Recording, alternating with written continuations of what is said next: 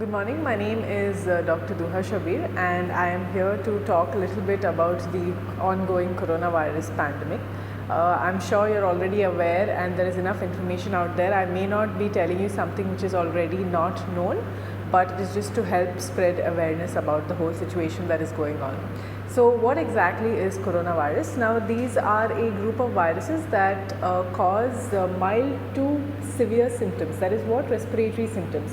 So they may be able to cause very mild flu-like symptoms like a regular cold and cough, or it can progress to more severe respiratory diseases which can be also very fatal, okay, resulting in death. Now, why has WHO declared this as a pandemic? As you know, this disease was basically started off in a small area in China, and now it has managed to spread throughout the world. So merely because of its easy and rapid spreadability and also its sustained nature, it has been declared as a pandemic. Okay, so how can we prevent getting this disease or prevent the further spread of the disease is what I'll be talking about. I'll be giving out a few pointers. Basically, how does this disease spread? This disease, right now we have evidence of it being only through droplets. That is, if a person who is infected with coronavirus coughs or sneezes onto a surface, the droplets that get formed on the surface will be present there in an active state, and if you come in contact with these droplets, you are able to contract the disease.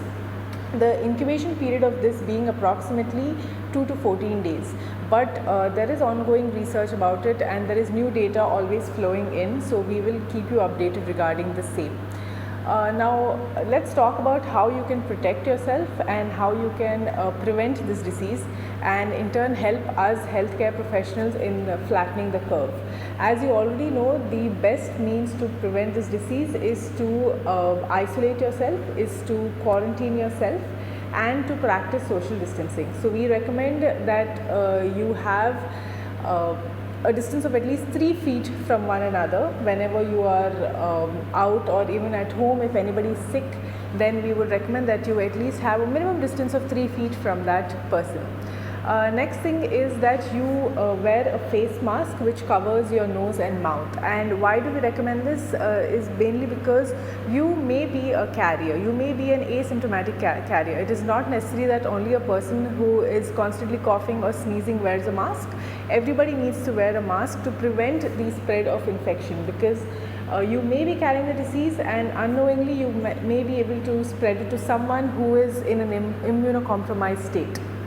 So we recommend that you always wear a mask which covers both your nose as well as your mouth. The next thing is to wash your hands. You need to wash your hands with any soap and water for at least 20 to 30 seconds, which is one of the most efficient ways to prevent the spread of this disease, and to also use an alcohol based sanitizer. Not one of these commercial sanitizers. We recommend that it be an alcohol based sanitizer, but this should not replace hand washing.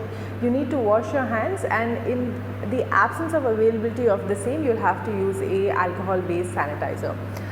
Next, prevent touching your face as much as possible, because that is one of the most easiest ways to for the virus to access your respiratory passages. So we would recommend that you do not constantly keep touching your face.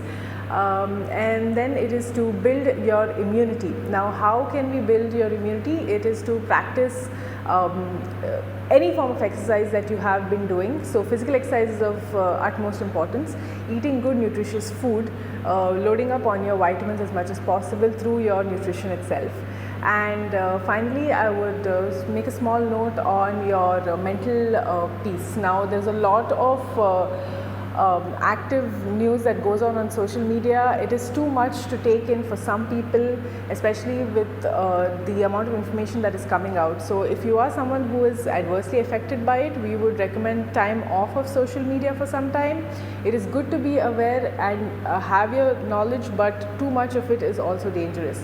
So keep your mental balance, keep your physical strength, and stay home and stay safe.